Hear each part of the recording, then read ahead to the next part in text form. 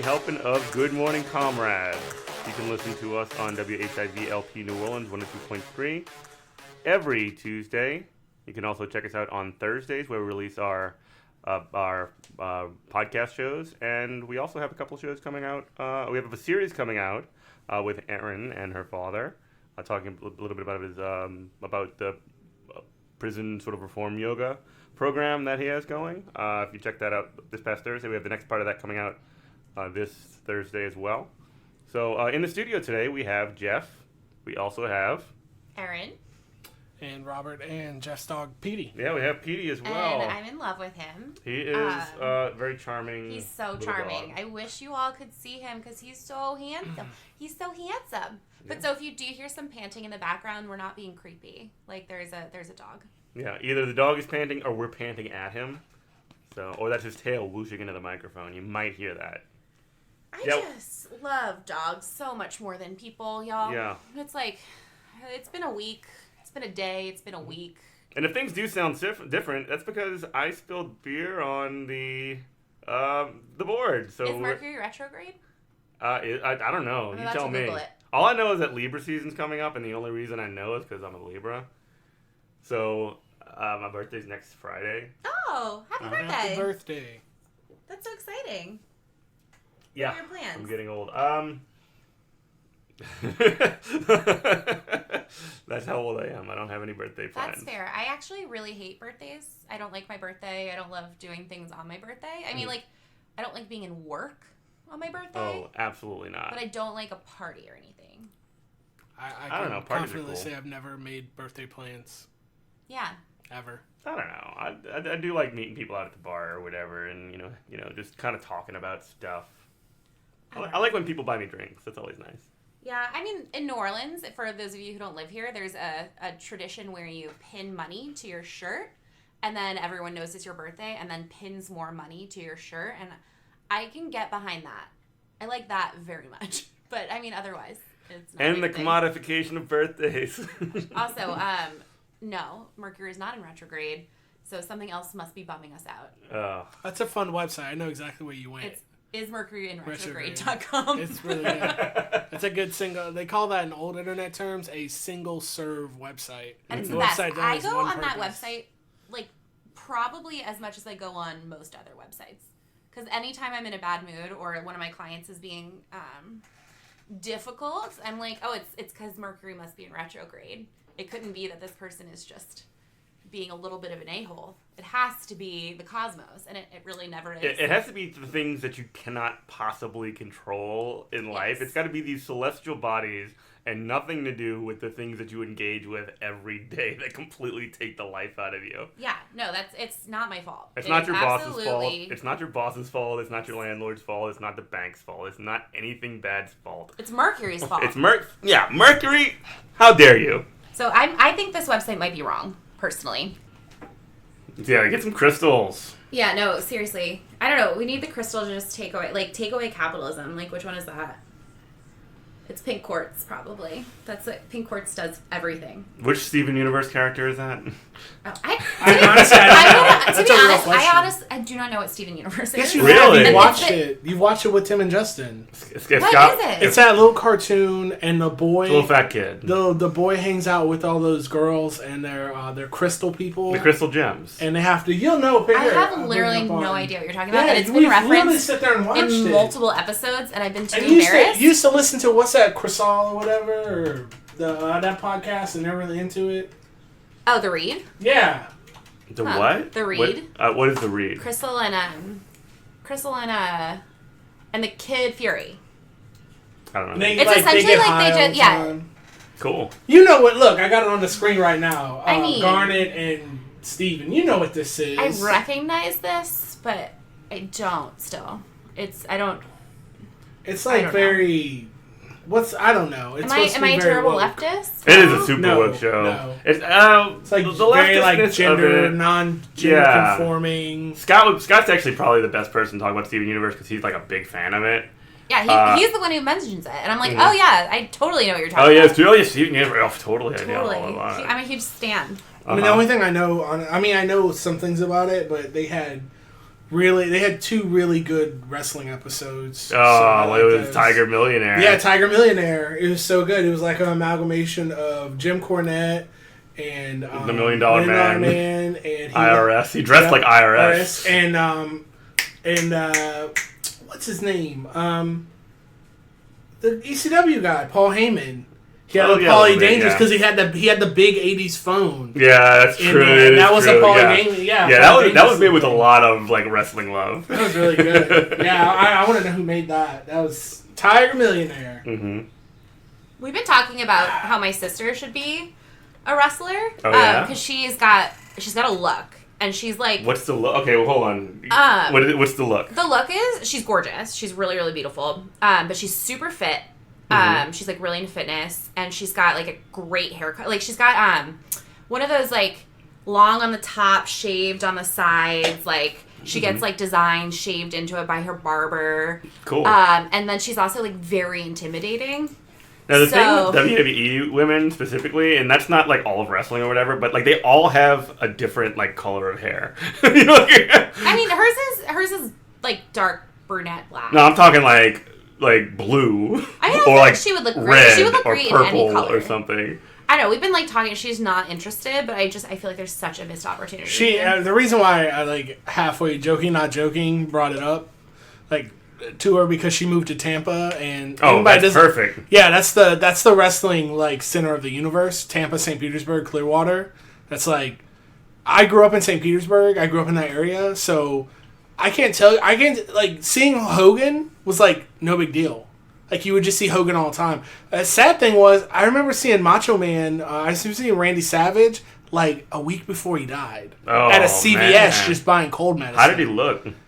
Like an old wrestler. Yeah. Not anything like too crazy. Not like awful, but like he just looked like an old wrestler. I was a big Macho Man fan. He was one of my favorites because I don't know I know he was like in real life like quite abusive in a lot of like really weird ways, but there's a lot of interesting things about him and the fact that like, and again I'll get like way into the weeds about wrestling, but that's fine.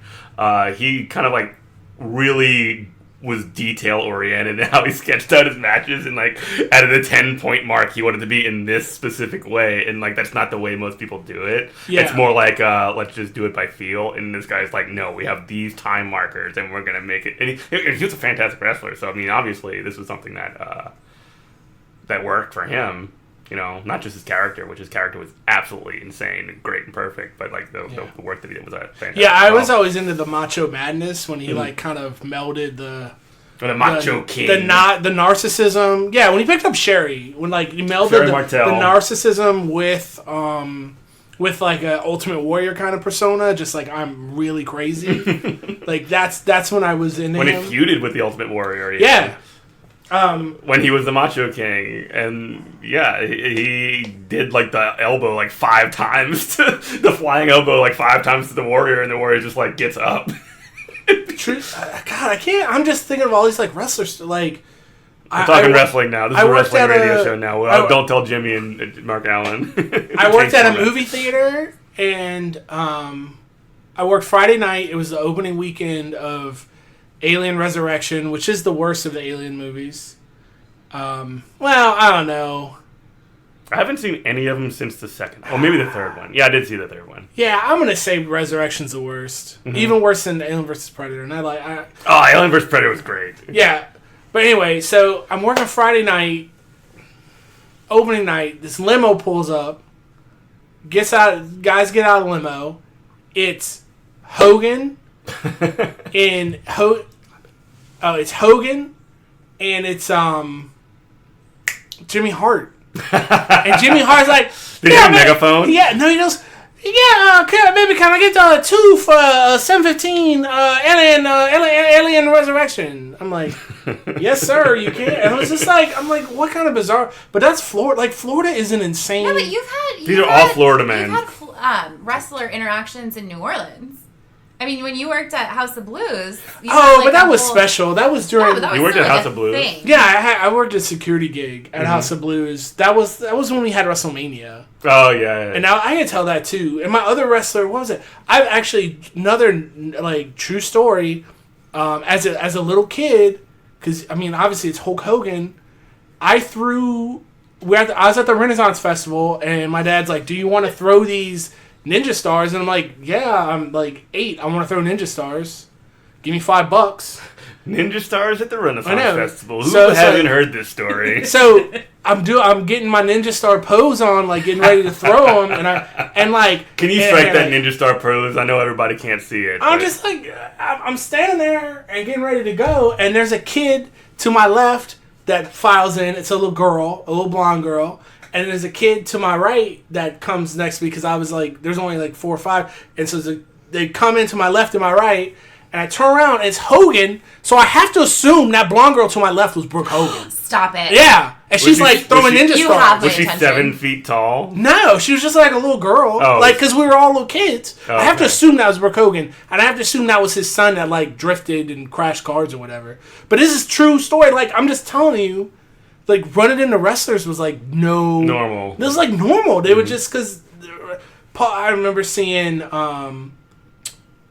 Kurt Hennig and my mom. My mom. Real one too. So my mom is like, "Is that Tony Little? Is that the guy who sells you ellipticals back in the day?" Here, I'll show you here. Since we have the internet. I know the guy that did the Gazelle, right? Yeah. Yeah, I know like you're how talking much. about. Nah. And I'm like, Mom, it's Mr. Perfect. No, Mr. Perfect is way cooler than that guy. Yeah, and she like seriously thought it was like she was gonna go talk. She was gonna go talk to him. He doesn't even look like him. Because my mom had this. My mom had that Gazelle thing. What we're looking at is like a like first day of school picture scenario, like background, but like a very He's got some beautiful muscular hair, man though. with like very beautiful curly. He's got fantastic hair. It's almost as good as mine. Now let me bring up a picture of Kurt Hennig.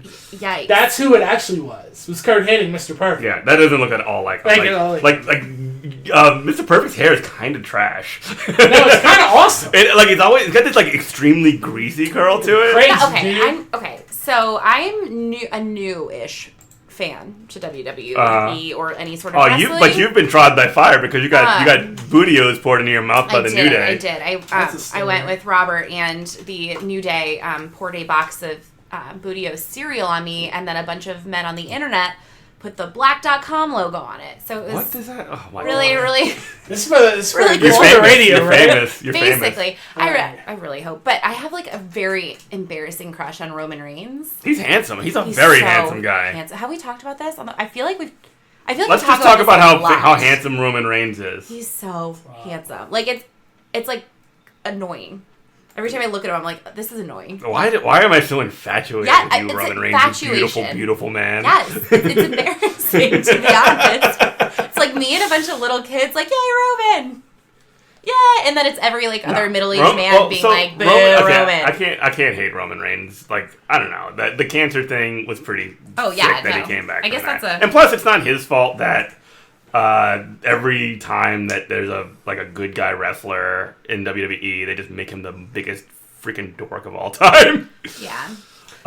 You're listening to WHIVLP New Orleans 102.3. The show is Good Morning Comrade. We got Jeff, Aaron, and Robert in the studio. We're being pretty casual today, aren't we? It's been a day. Let's just look. Mercury's in retrograde. We're just gonna let it loose and cut it out. There's a lot of bad things I could talk about in the world, but you asked me about like the New Orleans thing. Like, yeah. You worked at the House of Blues. I can tell you about that. So how that worked was, I had like I had a second job and I worked at House of Blues, and I worked as quote unquote security. This is why you're doing the job you're currently doing as well. No. Okay. No, nothing. This is when he was in that AmeriCorps position. Yeah, I was in AmeriCorps. That he has spoken at length about. Roll it back to the AmeriCorps the Cult episode from about 2 months ago. So this is not from the WrestleMania that was, a year, 2 years ago? This is the WrestleMania that was like 4 years ago. You mean the one where the Undertaker streak was broken? Yeah, for no good reason. Anyway. So the dude, this was coming off of DDP is hawking... Diamond Dallas Page. Yeah, Diamond Dallas Page is hawking his yoga, which... Lifesaver. I'm saying we need to do... Hero. Seriously, we got to introduce Diamond Dallas Page to your dad. Yeah. Like, that has to happen. I got him to sign a picture. My dad was like, I don't really know what this is.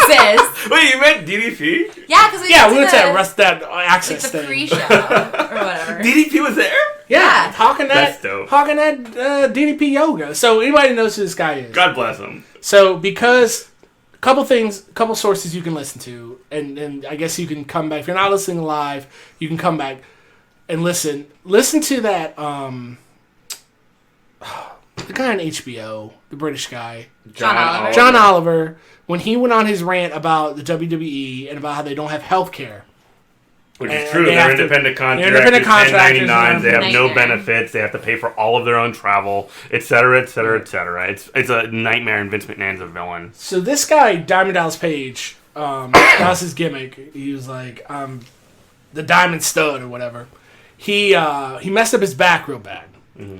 And unlike a lot of wrestlers who, because they have to pay for their own health care, and if they're not working, they can't make any money, and there's no workers' comp, what they'll do is they'll just do a bunch of opiates, a bunch of painkillers, and try to power through. It's pervasive. It's terrible. It's awful. That's why so many of these guys die young. Mm-hmm. Well, DDP... One of the reasons.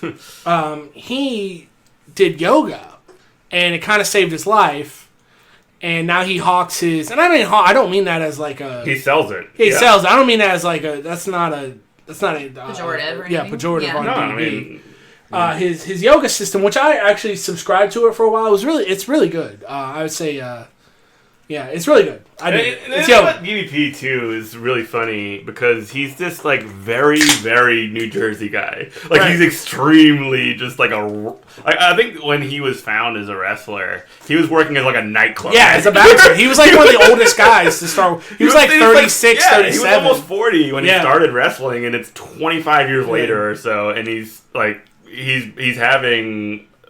Basically his own personal sort of renaissance where he can sort of like shill his yoga routine, which if you have a hustle, right, get on it, man. I mean, he's not exploiting anybody particularly. So he pretty much saved two guys' life.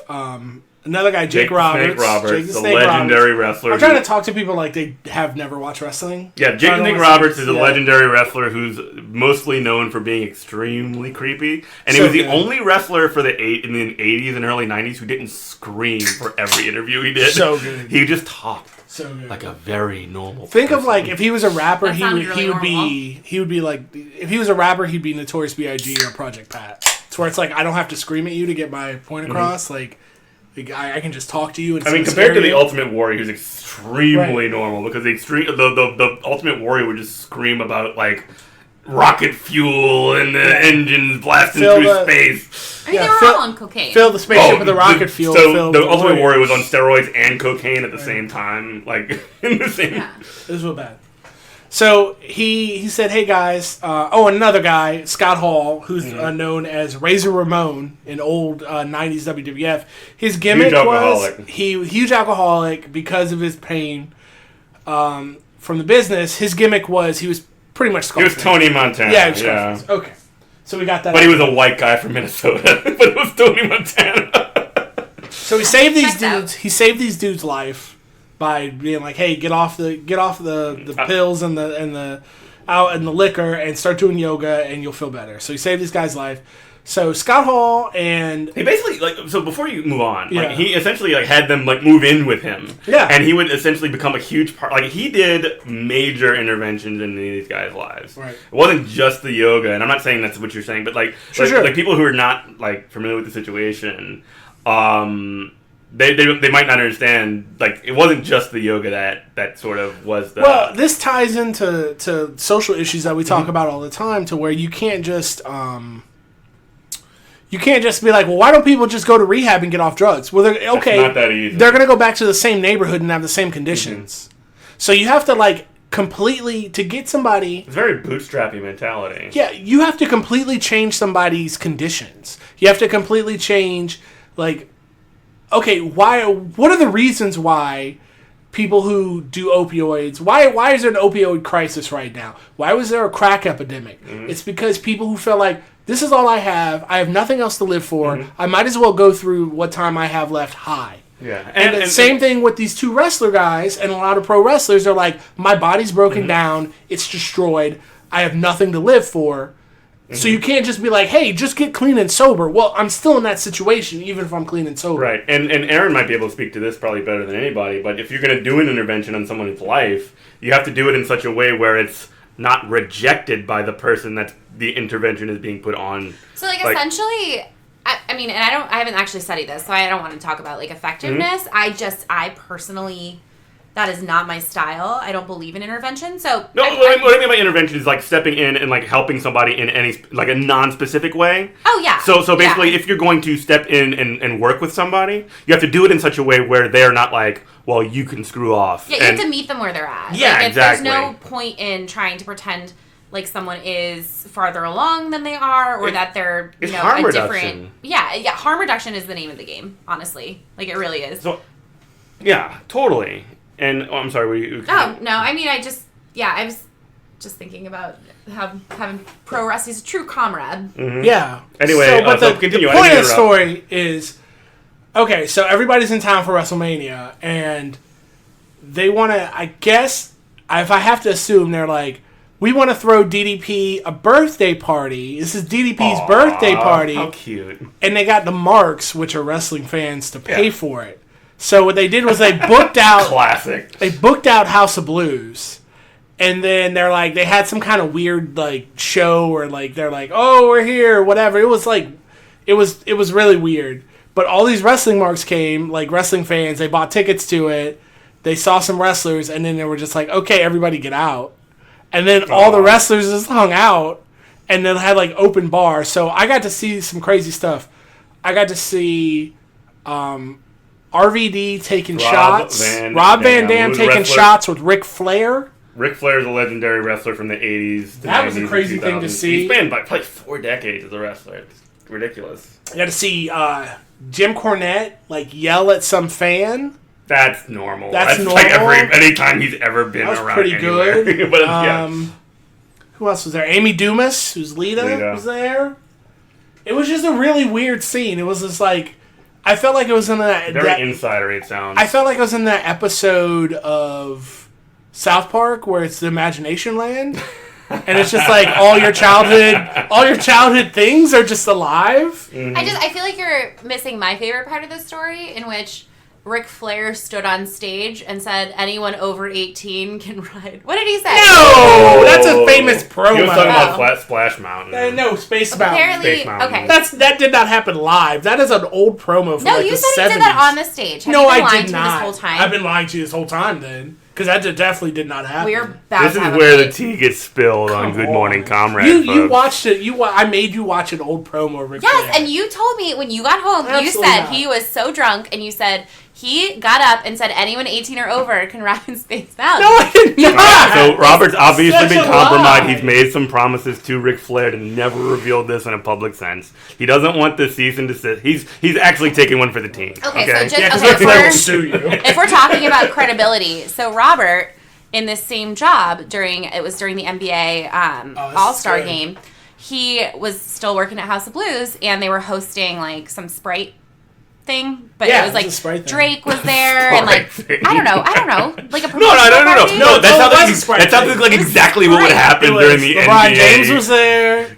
Like the All-Star like game. Kevin Hart. Kevin Drake. Hart's a really nice guy. Wasn't y'all. Lil Wayne there? Yeah, Wayne was there. Wayne was on stage. He wasn't a thing. Spike Lee. I'm trying to think of anybody else. But yeah, Kevin Hart is a really nice guy, y'all. Like his security. I'll tell you, his security. This is the story Let we're me about to tell you. His security has got. Don't run up on Kevin Hart because his security got that thing on him at all times. They got that burner. But like Kevin Hart's a nice dude. Like for real. Right. Well, Toy Story. so I don't know who it was, but apparently they liked Robert and they decided to give him a little VIP pass to the after party. Well, this man, we had just started You're dating. so charming. We'd only been dating for like a few months, and it was Valentine. It was like around Valentine's Day, so he was taking me out for like Valentine's Day, and it was like a nice little date.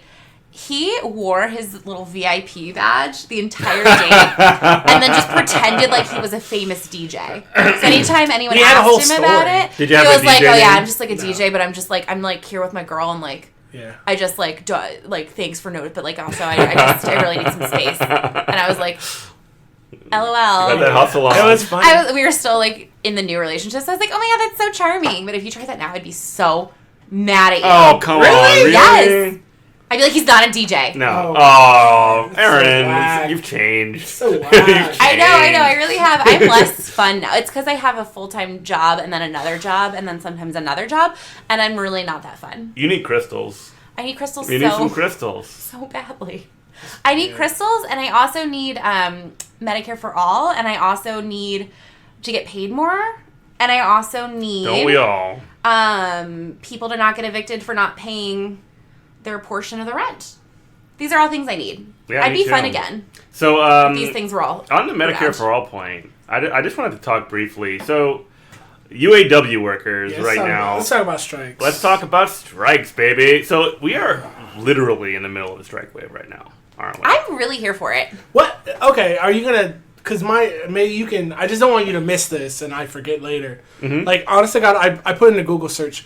What can I do to help UAW strikers? Put the message out right now. I mean, if you see anybody What like can I doing, send pizzas? Like, what can I do? I haven't really seen. What do they want? Man, They want their health care back. you're grilling me. When do they want it? They want, Now. They do. I want it, They they do want. Well, need so it. what they do want. I guess the message in and of itself is what you could communicate, and one of those things that are a major part of that is that GM, General Motors, the auto company that was bailed out by the United States coffers in 2008 after the economic crash. You know, remember when the banks completely took a crap and then No, I the had entire no- economy, What? yeah. It was No basically idea. Oh, you mean the whole plot of Hustlers? it was Oh my only God. it was only 3 years after I had gotten my house I completely graduated flooded. in 2009, so Cool. it was really, really fun trying to find a job. Yeah. I will tell you. It's funny. I graduated high school so 9/11 happened I in worked at 2001. Boo. 9/11 happened in 2001. I graduated from high school in 2003. Hurricane Katrina happened in 2005. And then I finally get moved back, and it's 2008. I'm working in the service industry, and everything just was not coming up. Again, Millhouse. have you considered crystals? Maybe could they have gotten me? And actually, by the way, I didn't mention this one before to y'all. When I was working at a seafood restaurant, that's when the Deepwater Horizon thing happened, God. and it completely ruined. You got any investment tips for I hate us? capitalism, buddy, for a reason. What But- what lottery This is like number our should I woke not? Origin stories Yeah. right here. It's just Mhm. like What lottery number should Right. I not play? Anyway, that's like a royal flush of shit. it really is. But anyway, where was I? Oh yeah, so UAW. Since we're reeling it all the way back, one of the things that General Motors did in 2000, in this current strike that the workers are on, which we could talk about in a moment, but they cut off the workers' healthcare. They canceled the healthcare plan, and the union is stepping in and sort of stepping in with doing the Cobra thing, right? Mm. They're essentially filling in some of that space, which is not optimal. No. It's fairly bad. But Sarah Nelson, y'all know who Sarah Nelson is? No. Sarah Nelson is the president of the CWA Flight Attendants Union. She is actually super cool. She actually did a speech that was basically one of these solidarity is more powerful than gravity speeches at the DSA convention. And she's making a run to essentially replace Richard Trumka as the president of the American Federation of Labor and CIO, Congress of Industrial Organizations, which is the big national federation of trade unions, right? The AFL-CIO is the big and she's like running on this heavy platform. She put out a post the other day that said essentially that because Joe Biden, as he's running for president, he keeps talking about how Medicare for All would be a discredit to the unions because they negotiated so disingenuous. the healthcare benefits that currently a lot of the union workers get. That's Tim Ryan. Yeah, a lot of these who hasn't dropped out. He's still in the race. But that's that weak. Namaste. I'm namaste in the race. That's that weak. Well, you're gonna lose your health care. Right. But the thing is, if you like your health care, you can keep it. You're gonna lose your bad health care, and you're gonna get health care that people can't take away from you. UAW Not to steal your point. Put the that's where you're going to. Right. Well, but the UAW workers healthcare program was really good. But the employer had the ability, when the workers are striking, to say, well, you don't have it anymore. We're not paying for that anymore. As someone who's been fired for something dumb, I am not pro. Do you know a single person in your entire life who has not been fired for something dumb? Every single person I know has been fired for something dumb. Yeah, and so it's my health insurance went away. Yeah, and so what Sarah Nelson essentially posted on Twitter.com, the most important website in the world, was that using Medicare for All as a dividing tactic is literally the opposite of what is the most beneficial thing to workers, because if you have Medicare for All, then your employer can't just be like, well, we're not paying for this anymore. So you are listening to WHIVLP New Orleans 102.3. Good morning, comrade. Good morning, comrades. Good morning, comrades. How are y'all? Good morning. Robert, you want to make a point? No, that's kind of the thing. It's just so... This argument of... And is... Okay, long pauses. I'm trying to not tell stories from the back and then go to the front. I'm trying to have a full train of thought. Yes. Not the Tarantino style. I know, that's usually how I tell stories. It's pathetic. I hate Tarantino so much as an aside. So much. We'll get into that later.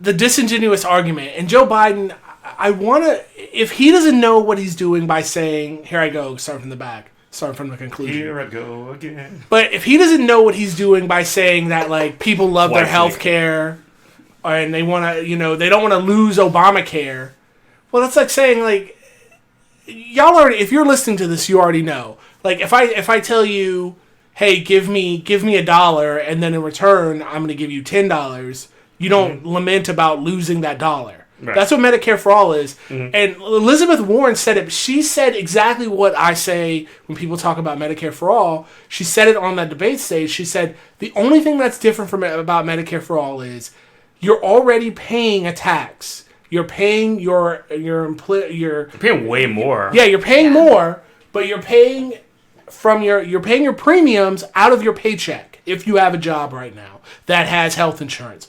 All Medicare for All is, we're changing where the bill gets sent to. Instead of it getting sent to your health insurance company, it gets sent to the government. Your doctors are the same. Your physicians are the same. Nothing else changes. We're not even talking about the NHS, which is in Britain. And any argument against that is so disingenuous. If you just want to keep private insurance afloat, then just say that. Just say look, I have stock in Aetna. Yeah. Just say that and be real about it. Don't come at people with disingenuous arguments. Yeah, it would be dope though if Elizabeth Warren came out with an actual Medicare for All plan. But I'm just saying she just is on Bernie's plan. I feel like they asked her about it. She's like, yeah, it's Bernie's plan. No, she came out with her own plan, and it's weird. But I didn't mean to get hung up about Elizabeth Warren. Yeah, no. The reason why I mentioned her is because she literally said the words that I say when people don't understand or don't want to understand Medicare for All. They're being disingenuous about it. There's no difference. They're being intentionally truck-headed. It's the idea of taxes. The idea of somehow taxes cost you more than your bills. Mm-hmm. And what I mean by that is, if your taxes go up with Medicare for All, if your taxes go up by X dollars and it's less than your bills, that's a win. That's a net positive. That's what we're talking about. That's exactly what we're talking about. It's like taxes are this like sacred cow, right? But that's not even that. It's not even that. I think a lot of this is more than a actual question of pragmatism.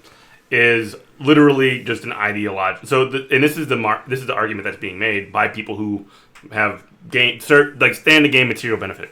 So, part of the sort of, and I try not to use the N word, so I won't. But part of the framework of the past 40 or so years of sort of elite economic policy. You know which N word I'm talking about. Do we? Neoliberalism. Oh. Which is a legitimate word to use, but it often makes people's eyes glaze over.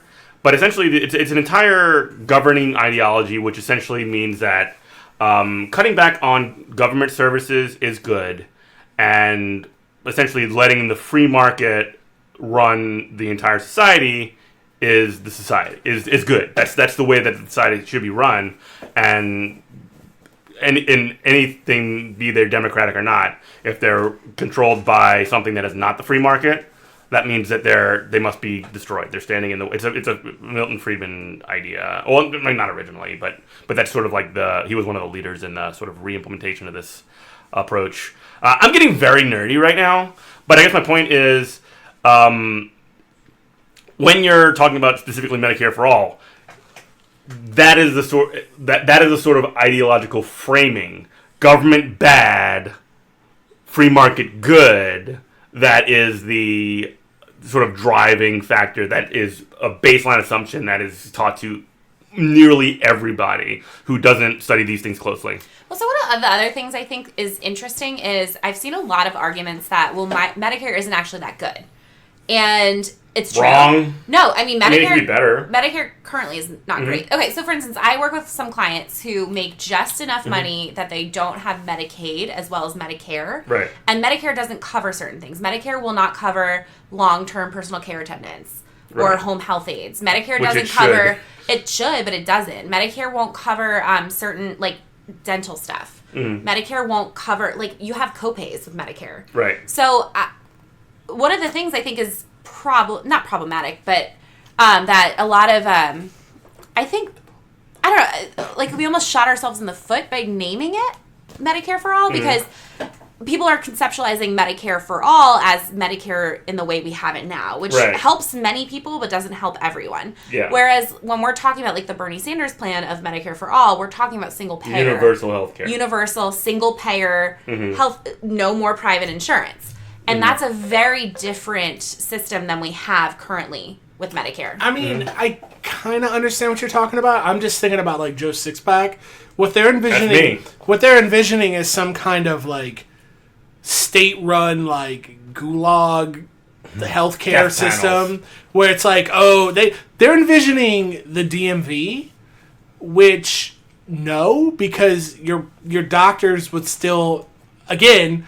All we're saying is you go to the doctor, you see the doctor, the bill goes to the government. Also, the DMV could be better if we put money into the DMV. But even if it was the DMV does like a lot of good work. Like for the amount of people they see on a daily basis. A lot of people have driver's license. Yeah, like they, like, it's kind of amazing like what they do. In terms of it being a customer service experience, it's not optimal all the time. But like people, again, it's something that we could make better. Oh yeah. If we prioritize that in the society. Right. You know, and that should like the services that government puts forward in this sort of framework of the N word is. You're being. You're trying to be clickbait. You're being very controversial on purpose. I think. No, I'm really not. Like so again, the reason I do that is because like a lot of like when you say the word neoliberalism. It's and I don't mean to get into an argument about language here, but people just sort of like, oh, blah, blah, blah, they're doing the jargon fox or whatever, right? They're just making a bunch of noise and they're saying that word because it makes them sound smart, which maybe I'm doing here, I don't know. But I guess my point is that in the sort of framework of like government bad, free market good, if you're going into every public endeavor that you do, every public endeavor has the baseline assumption that government bad, free market good. If you're going to invest in any kind of government program, you're basically have already decided that's going to fail. Oh yeah. So it's basically a self-fulfilling prophecy sort of situation. So what really does need to change, and I think that this is something that we're at a fairly significant turning point in terms of the way we actually think about things, which is important, is that we might actually be able to get over that hump of like government bad or like or like, and I'm not even necessarily saying like in all cases government good or whatever, because there's a lot of like the CIA and the FBI are. We know what you're talking about. You're getting too stuck in your own head. I am so stuck in my own head at all times. But if a mass movement can essentially push for this sort of thing, and there's people that actually believe in making it a thing that is successful, then it can be successful. The flip side. Yeah, no, I believe it can be. Mm-hmm. I just think, I've seen those arguments, and I understand why the hesitation is there. It's because it's this idea that, we're going to make everybody have the same thing, and this thing doesn't actually even work that well. It's just, it's very, as a social worker working with clients who have Medicare but not Medicaid, because my clients who have Medicaid and Medicare are golden. They are gold. They get everything covered. Right. It's all great. Right. My clients who make just a smidge more than the cutoff, it's like, why would you want to make I can tell you right now, I had Medicaid. I had Medicaid for a couple months when I quit my Why would you want to make that much? When I quit my cop job, it's so much better than the insurance plan at my employer right now. It's unbelievable how much better it is. Medicaid? Yeah. It's way better. It's Medicare for all. I mean, I just show up. There's no copay. Okay, but to be fair, also that's a testament to some of the organizations in this city. Mm-hmm. Because some of the organizations, kind of what are called federally qualified healthcare centers, are essentially healthcare centers that accept Medicaid, and they also accept sliding scale no insurance.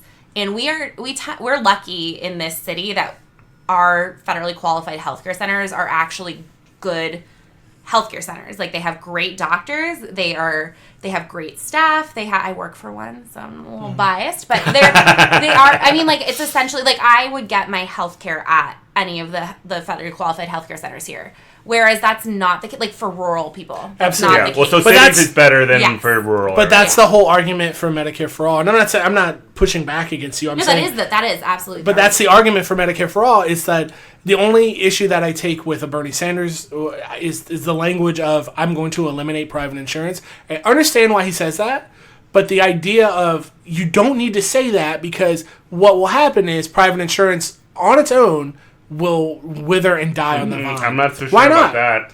I mean, again, the NHS is the counterexample where there is a socialized healthcare system with a private system that sort of is a supplement for people who can afford it.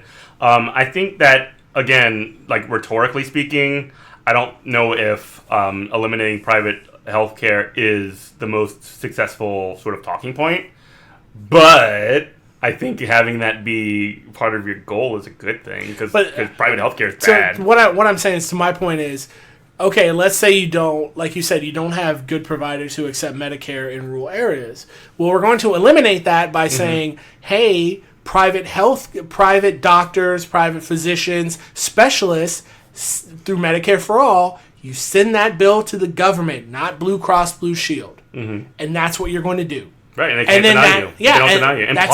And plus, and again, like, is another kind of nerdy point, but I think it's really important.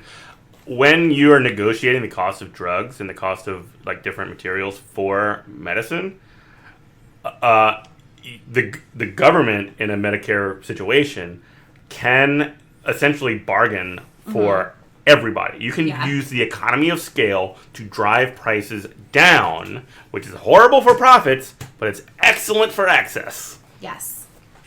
And it's I hate access. And we talked about, like, Aaron and I just were getting married in in New Jersey, and we flew into Philly. And thanks for the saltwater, Kathy, by the way. Oh, you're very welcome. The guy who worked at City Hall who did our marriage license. I wore my DSA shirt. I threw up a flag, and he was like, "Oh, what's the deal with your shirt?" And it's like, "Yeah, I'm a socialist." And he's like, "I'm for Medicare for all." Like it said Medicare for all on the shirt. And he goes, "Well, I'm a Trump guy, but I'm for Medicare for all too, but it won't work because private insurance won't let it work." And I go, "That's the whole point, my man." That person is flippable. With Medicare for all. And we talked, and and I let him get his stuff out. And it was a different persona than like in real somebody who has like real arguments and they're like really curious about things than I would have online. I let him say his piece, and he says, "Well, I could see that, like you and I can, we can at least talk about our differences." I said, "My man, we have very few differences." I said, "We're actually on the same team. Like you work," I was like, that government can be a good thing. Like you work for the state government right here. You work for the city government. It's like, that it can be a good thing with good people like you, at its helm. And he's like, "Yeah, I guess you're right." And I just hope that we had a conversation. He met a socialist in real life and realized, like, a socialist, it wasn't crazy. And you didn't guillotine him? Yeah. How dare you? You're giving us all a bad But name. yeah, there's definitely like people out there that want the same, like they're all working people and they want the same thing we want. Because it appeals to their literal material interests, that it would actually benefit working people. Real quick, you are listening to WHIV LP New Orleans 102.3. You are listening to Good Morning Comrade. Good morning, comrades. And that's good morning. But to put a cap in that, that's why we always talk about in this election we have to eliminate Joe Biden. Joe Biden's got to go. And the reason why... He'll be gone soon. Well, I don't know. I mean, I don't know. I trust nothing. Very optimistic. I trust nothing. But you have trust nothing, trust no one. Yeah, you have to eliminate somebody who will not fight for something and he says, "Oh, nothing will fundamentally change." Well, that is a loser to Trump. Yeah, that is a loser. That's 100%. I have no faith. Even if I was to be like, "Oh well, Joe Biden is a blah blah blah," like he's all right. I have no faith that he can defeat Trump in the general election. Look, Joe Biden has stood up to bullies in the past. He has stood up to Corn Pop. Okay, he has stood up to Corn Pop, and he made him get off the diving board. I said at the outset of this show that I have had a week, and all I can say is that the term corn pop is very triggering to me right now. And I just really, I don't know. Like, going back to our ACAB episode. Yeah. I went to go help. I know we're jumping around, but this is I got like 15 minutes I'm in my feelings about it. I went to go help a client report something to a local police station, and it was just the worst experience, and I knew it was going to be, and I had actively tried to persuade this client to not report, and we did, and now I had to go Karen in a precinct, which I don't love. Thank you. It's part of your job. Like, I'm capable, but I don't love it. Right. Like, it's like Wolverine. Like, it's painful to me every time it happens. You gotta pop your claws. It's awful. I don't respect myself after, but sometimes it needs to happen. I respect Karen in the name of justice. Well, Karen's gonna escalate some things, and Karen is filing a formal complaint, and Karen also talk to their manager. Is going to show up to the next consent decree meeting, and she has some things to say. No, this is good Karen. This is great Karen. This is the Karen that can be harnessed and aim all of that Karen power towards. I know. It's just so irritating that I even have to do this. That I had to go with a client and have two police officers who clearly aren't good at their job, or else they wouldn't have desk jobs, be dismissive and kind of just awful to me and to my client. Not even to me, because it wasn't to me. It was to my client, specifically to my client. They were much nicer once they saw me writing down some badge numbers. Well, and I'm in my feelings about it. I don't know. Talking to the cops manager is fine to me. Do that. I don't care. The best part about this was there was like an actual Karen in the precinct with us. Was Karen a cop? She was, I don't know what she was there for, but she was a middle-aged white lady who was there to report something, and she had come in after us and was incensed at the wait time. And I was like, "Sir," I was like, "Officer so-and-so," I was like, "I'm about to go full Karen, but she is about to go full Karen. She's gonna go way more Karen than I'm gonna I was like, I am justified Karen. Mm-hmm. She is nuclear Karen. Nuclear, but like also irrational Karen. I was like, watch so out, you better. They got Karens coming I was for like, you. so there's a world of hurt heading your way, is what I'm saying. And I'm not gonna say he didn't deserve it, because honestly, he deserved it. It's not the first time I've dealt with this police officer, and it's not the first time that I've had to go full Karen. Nah, and it's like, so irritating. So let me just validate your Karen-ness here. Please validate me. So yeah, I know you like validation. Please. So like again, going Karen in the service of good is good, even if it's hard. Like it means that you're doing the emotional labor that Karens need to do sometimes. That's my social work lane. And it's like I've come to accept that. I'm actually really good at the mental health side of things too. But my most the way I make the most impact is that I'm a white lady and I'm like very comfortable asking for a manager. Good. If y'all can't tell by my voice. Also, I was like talking about this with my friend. Like my voice is a lot more Valley Girl than I generally wish it would. Everybody hates their own voice. I know, it's terrible. It's like except for me. If you want to hate your own voice, like listen to yourself on a podcast. It's the worst. But I just don't necessarily feel like I have the gravitas in my voice that I feel like I deserve. But I also I'm like very good at lulling people in. Like they're like, oh no, she definitely agrees with my stupid, terrible, racist, whatever viewpoints. Mm-hmm. And then like a minute and a half in, they're like, oh no, because I don't. You let them into the trap. That honestly reminds me of the take that I have, and I've told you this, Aaron. The take I have about Crystal Ball, who were on the Hill. Yeah, she's pretty Karen. Where it's like she, like, because Aaron, you lived and worked in D.C. And I just imagine her being in like a D.C. bar and having some like That's probably how she got her Ben job Shapiro at the Hill. type guy, trying to hit on her, and just shouldn't be like, oh no, we're doing this. My face. Okay. This was like around circa like the pickup artist time when that was like a cool thing to do. I remember a man. He came up to me and said, "Who's your favorite American Girl doll?" What? And it clearly was like, I'm sure it was like supposed to be like, "Oh my god, that's so funny." But I was like, oh, we're doing this. And let's see. Let us see when you're going to call it quits. I made this man talk to me for a full half hour about the pros and cons of each of the American Girl dolls. Yes. And then also their because if y'all aren't aware, American Girl also, like every American Girl doll also had story. It was like a series of stories. Yeah. So if you're wondering, I had a Felicity. But I also Molly's and Samantha's were my favorite books. And then Addie came out. And that was, like, my favorite. But so this man, like, shout out to you. He stuck with me till the end of this conversation. Which makes me, I was like, oh, maybe you're not a, like. He took some punishment. He did. And probably rethought his approach. Because, like. Yeah. Sure, you know what? You taught him such a lesson.